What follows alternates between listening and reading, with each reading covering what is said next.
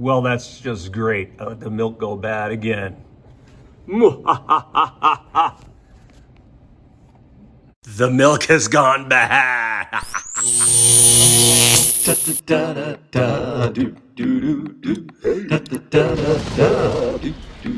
All right. Hey now. Mr. Kovacs Class. It's Mr. Kovacs Class. You might learn a ton. It's Mr. Kovacs Class. He's interesting too. It's Mr. Kovacs Class. And he's super cool. It's Mr. Kovacs Class. Yeah, let's talk about milk. Du lait, leche, milk, milch. Milk. Milch. Leche. Du lait, latte. Milk. Milk. Latte. Right? I mean, milk comes in many, many names, but latte. But in English, we call it milk. Right? Milk is a biological product made by mammals. Right? Most often, you could probably work with milk from cows. Right? And there's specialized glands called mammary glands that produce milk. And really, milk is an adaptation, evolutionary adaptation for being able to feed offspring in a way that they can get a high energy product before they can really strike out on their own. One of the things about milk you need to know is it is a food and it has an ingredients label. So the milk has calories, it's got plenty of energy. If you have whole milk, that energy a lot of it comes from fat. I bought skim milk today, but all milk's got sugar in it, and the sugar is called lactose. And you've probably heard of that before. Lactose intolerant people are folks who do not make the enzyme lactase. Therefore, milk sugars don't get digested, and they cause all kinds of intestinal discomfort. And then, of course, a good chunk of milk is protein. Casein is the protein. Right, so if you think about like milk, if you start with milk, you can get a lot of products out of milk. If you scoop the butter off, or the fat off of the milk, especially the saturated fat, that's how you make butter, right? If you leave a little bit more liquid in there, you get buttermilk, or you get cream if you leave a little less fat in there. Once you get down to 4% fat on milk, you have like milk. Okay. If you want to make cheese, you got to separate the protein out of the milk. And if you put, the amount of sugar will tell you how sweet or how tart the cheeses are. The amount of fat in the cheese determines how soft or hard it is. So like really hard cheeses, like a cheddar, let's say, or a Jarlsberg, would not have very much lactose in it. It would have a lot of casein in it, a lot of protein. Anyway, one of the things that we know about casein protein is it's what makes milk white. Milk is white because those proteins, think of these proteins are like little sponges, right? And they actually hold up water and they float around, okay? When you introduce gastric juice, the acid denatures these proteins, causes them to fall apart. So like, if you think of it as sponges, it kind of makes the sponges squeeze the water out of them, and all of the chunks of protein fall to the bottom. And you get this separation of like protein chunks and then the rest of the milk, which is mostly water anyway. And then the pepsin enzyme, which is activated by the acid, will then take these chunks and start breaking them into smaller and smaller and smaller chunks.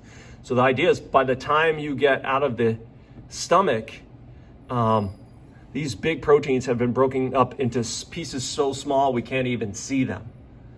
That is what we're going to test today. Milk. All right, let's see what we got here. I got some DHMO water. So I went to a hardware store. This is called Acid Magic. You can buy it there, but it's hydrochloric acid. Keep out of the reach of children. I have my bottle of Pepsin. Right? I have what I call a hot water bath. So right now, this thermometer is reading just under 100 degrees, which is, right, that's like body temperature. And so what we're gonna do today is we're going to redo the Beaumont experiment. So we're gonna see what kind of food gastric juice can digest, right? It should be protein, we know that. So the food I got from Stewart's is milk, leche. Milk. Du lait, right? And if you look at the ingredients, it's skim milk, so it doesn't have any fat in it, but it's got carbs and protein, as well as some calcium and other vitamins and those kinds of things, sodium. The carbs that are in milk are called lactose milk sugars. If people are lactose intolerant, they don't make lactase. And then the proteins are called caseins, C-A-S-E-I-N, casein protein. All right, so we got a food that we're going to be able to test. All right, so let's see. The first thing I'm going to do is I'm going to fill each of these test tubes with the same amount of milk. That's a controlled variable, milk. Milk. So all 4 of these test tubes now have the same amount of skim milk in them. Same amount of milk, controlled variable, CV. All right, so here's the test. So this one, I'll call this A. I'm gonna add water. Right. To this one, I'll call B. I'm gonna add acid, hydrochloric acid. To this one, I'll call C. I'm gonna add water and pepsin. And then finally, to the last one, which I'll call D, I'm gonna add acid and pepsin. So let's see. This one should be the most like the stomach because it's gonna have acid and pepsin. All right, this one will have just pepsin. This one will have just the acid. This should show us that you need both acid and pepsin for anything to happen. And then this one is like our control. We're just gonna add water. So I'm just make sure I add the same amount of liquid to each one. All right, I'm gonna do that right now. So now this is A. I've got milk and water. Okay, this is B. I have milk and hydrochloric acid. And actually, if you look at it, if you look closely, you can see that, it's hard to see, the milk is starting to chunk up into little chunkies. Huh, interesting. This one, C, is milk and water and pepsin, the enzyme pepsin. And this one, which is letter D, is milk, acid, and pepsin. And actually, you can see, look, the pepsin's still sitting on top. Oh, I'm gonna have to mix that in a little bit. All right. I'm gonna take all 4 of these test tubes. I'm gonna put them in the warm water bath. Okay. Remember, this bath is at like, well, I want it to be just under 100 degrees, 98.6 degrees. Right? That's the temperature of a stomach. That's why, and then it takes a while for digestion to happen. So I'm gonna leave it here for about 2 hours. And then in 2 hours, we'll come back and we'll see what happened. All right, so back 2 hours later. And things have, well, let's take a look. So this is test tube A. This was just our mixture of water and milk. If you look at it, it looks like it did when we started. No change. This was our control group.